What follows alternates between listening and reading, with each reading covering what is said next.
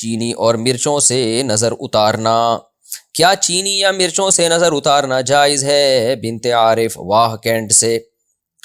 جائز ناجائز تو کی بات نہیں ہے، عبث ہے، لغو ہے، فضول ترین کام ہے، اور اللہ پہ توکل کے خلاف بہرحال ہے، کیونکہ اس کا کوئی نہ قرآن و سنت سے ثبوت ملتا ہے اور کوئی دلیل نہیں ہے اس کے. دیکھیں دلائل یا تو قرآن و سنت سے ہوتے ہیں یا عقل سے ہوتے ہیں، نہ عقلی کوئی دلیل ہے نہ قرآن و سنت کی کوئی دلیل ہے.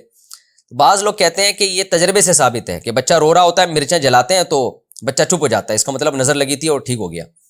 تو خوب سمجھ لیں، عبداللہ بن مسعود رضی اللہ تعالیٰ عنہ سے ایک روایت ہے جس کا مفہوم یہ ہے کہ شیطان کیا کرتا ہے کہ بچوں کو نا چٹکی مارتا ہے، رولاتا ہے، پھر اس کی اماں کیا کرتی ہے، وہ اس طرح کے ٹوٹکے کرتی ہے تو شیطان چٹکی مارنا چھوڑ دیتا ہے.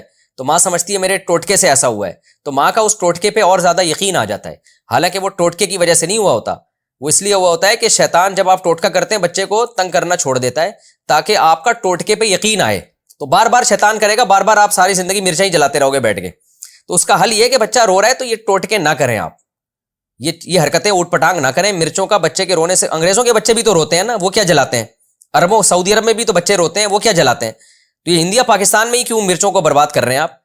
تو یہ فضول حرکت ہے، چھوڑ دیں اس کو. میرے اللہ کا شکر ہے، اللہ کی دین ہے، میں تکبر میں نہیں کہہ رہا اور کوئی شو مارنے کے لیے نہیں کہہ رہا، اللہ نظر بد سے بچائے. میرے 15 بچے ہیں الحمدللہ، آج تک ہم نے نہیں کسی بچے پہ مرچیں جلائیں. ہمارے بچے بھی اللہ کے فضل سے بڑے ہو گئے، تو کچھ چھوٹے ہیں، کچھ بیچ میں ہیں، کوئی بڑے ہونے کی کوشش میں لگے ہوئے ہیں. تو ہر طرح کے بچے الحمدللہ ہیں. تو ہم تو نہیں یہ حرکتیں فضول قسم کی، نام نے کبھی پی لیے کہ جھڑوایا، نہ کبھی جوتے دلوائے ان کے گردن میں. یہ اللہ نے ہمیں ان فضول چیزوں سے محفوظ رکھا ہوا ہے. کوئی بچہ بیمار ہو جائے اللہ سے دعا مانگتے ہیں، ڈاکٹر سے علاج کراتے ہیں، ڈاکٹر سے یا کبھی ہومیوپیتھک، کبھی حکیم، کبھی ایلوپیتھک ڈاکٹر، یہی چل رہا ہے اور اللہ کا فضل ہے جی.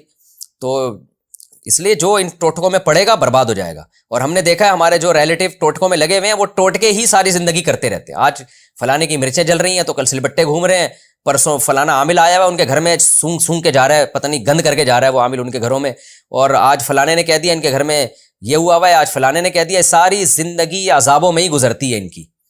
تو اللہ کے پر توکل کرو میرے بھائی. جب کوئی مسئلہ ہو، بچہ بیمار ہے، رو رہا ہے، زیادہ سے زیادہ سورہ فاتحہ، سورہ فلق، سورہ ناس پڑھ کے دم کر دو. اور کتنی اچھی دعا نبی صلی اللہ علیہ وسلم نے سکھائی ہے. حضرت حسن حسین پر آپ صلی اللہ علیہ وسلم وہ دعا پڑھا کرتے تھے، اعوذ بکلمات اللہ تامہ من کل شیطان وہامہ ومن کل عین لامہ. یہ نظر سے بچنے کی دعا ہے، یہ دعا پڑھ لیا کریں، بچے پہ دم کر دیا کریں، بس اتنا کافی ہے. مرچوں ویسی مہنگی ہو گئی ہیں اور ان چیزوں میں بھی مرچوں کو آپ کر رہے ہیں، تو آپ جلانا چھوڑ دیں، شیطان تنگ کرنا چھوڑ دے گا.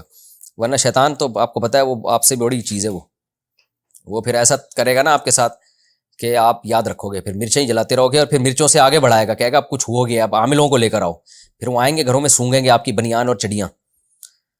اللہ نے عاملوں پر یہ عذاب رکھا ہے کہ لوگوں کی بنیان اور چڑیاں سونگتے ہیں. نظر سے حفاظت کا طریقہ. نظر لگنے سے بچنے کے لیے کون کون سی حفاظتی تدبیریں اختیار کرنی چاہیے؟ محمد مجاہد مظفر گڑھ سے. بھائی ایک تو رات کو دعاؤں کا اہتمام کرنا چاہیے. سورہ فلق، سورہ ناس 3 دفعہ پڑھ کے اپنے اوپر دم کریں. ایسے سورہ فلق پڑھیں، سورہ ناس پڑھیں، پھونک مارا پوری باڈی پہ، یعنی ہاتھ پہ پھونک مارا، پورے جسم پہ پھیر لیا. اسی طرح اعوذ بکلمات اللہ تامہ من کل شیطان وہامہ ومن کل عین لامہ، یہ دعا پڑھنی چاہیے صبح و شام. 3 دفعہ پڑھ لیں، 5 دفعہ پڑھ لیں. اور جو چھوٹے بچے ہیں ان کو پڑھ کے بھی دم کر دیں. حدیث میں آتا ہے نبی صلی اللہ علیہ وسلم حضرت حسن حسین پر یہ رقیہ کیا کرتے تھے اس طرح سے. اور نظر سے بچنے کے لیے کچھ احتیاطی تدبیریں بھی ہیں. کوئی چیز بہت زیادہ اٹریکٹیو ہو، بہت ہی کوئی، یعنی نظر دیکھیں عام طور پہ جب لگتی ہے جب اچانک کوئی اچھمبے کی بات ہو جائے. جیسے آپ سائیکل پہ تھے، اچانک کروڑوں روپے آپ کے پاس آ گئے اور آپ کی بلڈنگیں بن رہی ہیں، تو ایک دم سے جو ہے نا جو کام ہوتا ہے تو لوگ پھر اس پہ نظر لگنے کا خطرہ ہوتا ہے. تو اپنی چیز کو آہستہ آہستہ ایکسپوز کیا جائے، آہستہ آہستہ لایا جائے. میں اکثر بیان میں بتاتا ہوں نا، اگر آپ کو اللہ نے اچانک دولت دے دی ہے تو ایک دم سے سائیکل پہ آپ جو ہے نا، سائیکل سے آپ V8 پہ نہ آئیں، لینڈ کروزر پہ نہ آئیں، سائیکل سے آپ تھوڑا رکشے پہ آ جائیں، رکشے سے تھوڑا سا آپ کوئی چھوٹی موٹی کار لے لیں، چھوٹی موٹی کار سے تھوڑا سا اور اوپر جائیں، پھر ہوتے ہوتے ہوتے ہوتے تھوڑا لوگ اس سے مانوس ہو جائیں گے. ایک دم جب انسان کے پاس کوئی چیز آتی ہے تو لوگوں کی آنکھیں کھلی کی کھلی رہ جاتی ہیں، یار یہ کیا ہو گیا، لوگوں کو حسد ہونا شروع ہو جاتا ہے. تو اس سے نظر لگنے کا خطرہ ہوتا ہے. تو جیسے یعقوب علیہ السلام کے جو 11 بیٹے تھے نا، ان کو یعقوب علیہ السلام نے کہا کہ مصر کے ایک دروازے سے داخل نہ ہونا جب شہر میں جاؤ گے، کیونکہ لمبے چوڑے ماشاءاللہ خوبصورت جوان بیٹے تھے. تو ظاہر ہے نظر لگنے کا خطرہ تھا، لوگ دیکھیں گے یار یہ اتنے خوبصورت بیٹے ایک باپ کے، کون خوش قسمت باپ ہے. تو حضرت یعقوب جہاں رہا کرتے تھے ارض شام میں, وہاں تو انہوں نے یہ اہتمام نہیں کیا, کیونکہ وہاں تو سب لوگ مانوس تھے, سب کو پتہ تھا گاؤں میں کہ یہ یعقوب علیہ السلام کے بیٹے ہیں, اور ایک ایک کر کے بیٹے پیدا ہوتے گئے, بڑے ہوتے گئے, تو وہاں نظر لگنے کا خطرہ نہیں تھا. مصر میں خطرہ یہ تھا نا کہ ایک دم 11 بیٹے جوان خوبصورت, جب ایک دروازے سے داخل ہوں گے, ایک آ رہا ہے, پھر دوسرا آ رہا ہے, پھر تیسرا اس کے پیچھے, چوتھا اس کے پیچھے, لوگ بولیں گے کون ہے بھائی, یہ سب بتائیں گے بھائی یہ بھائی ہیں, یہ سب سگے بھائی ہیں. تو ایسے موقع پہ خطرہ ہوتا ہے. اس لیے یعقوب علیہ السلام نے کیا کہا, بھائی ایک دروازے سے داخل نہ ہو, 2-4 ادھر سے چلے جائیں, 2-4 ادھر سے چلے جائیں, 2-4 اس دروازے سے چلے جائیں. تو اس سے ہمیں پتہ چلتا ہے کہ اچانک جب آپ کو کوئی چیز ملتی ہے یا کوئی اچھمے کی بات ہو جائے تو اس میں نظر کا خطرہ زیادہ ہوتا ہے, تو اس کو آہستہ آہستہ ایکسپوز کرنا چاہیے.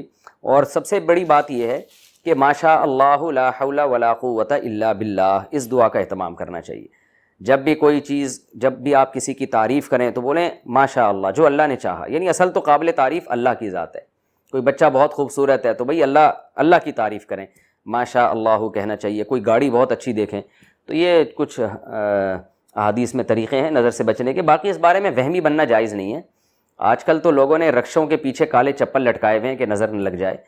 تو ٹرک کو نظر لگی تھی تو رکشہ بنا تھا نا, وہ رکشے کو بیچارے کو کیا نظر لگے گی. حلیم کی دیگ والا غریب آدمی بیچارہ, وہ نظر سے بچنے کا اہتمام کر رہا ہوتا ہے.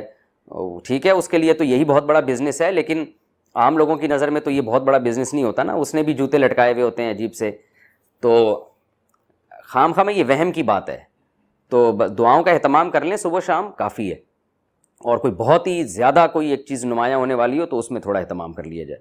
اور اہم بات یہ بھی ہے کہ اپنی چیزوں کو ہر شخص کے سامنے نمایاں نہ کیا جائے. آپ کو اللہ نے کوئی بڑی بڑی نعمتیں دی ہیں تو ہر آدمی کے سامنے اس کو بہت زیادہ کھل کے بیان نہ کریں. تو ہر شخص آپ کی نعمتوں کا سن کے خوش نہیں ہوتا. بہت سے لوگ حسد کا شکار ہو جاتے ہیں.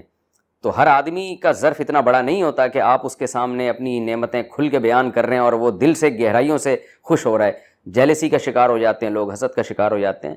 تو ہر آدمی کے سامنے ایسے نعمتوں کو بیان نہیں کرنا چاہیے. اور بعض دفعہ انسان کو اپنی نظر خود بھی لگ جاتی ہے, خود بھی بہت اترانا شروع کر دیتا ہے. تو اس کا بھی خیال کرنا چاہیے. اللہ کا شکر ادا کرنا چاہیے, اترانا نہیں چاہیے. کوئی نعمت ملی ہے بھائی اللہ نے دی ہے, اللہ چاہے تو چھین بھی سکتا ہے, اس لیے اترانے کی ضرورت نہیں ہے. جب یہ کنڈیشن رہتی ہے انسان کی تو پھر نظر لگنے کا خطرہ انشاءاللہ کم ہو جاتا ہے.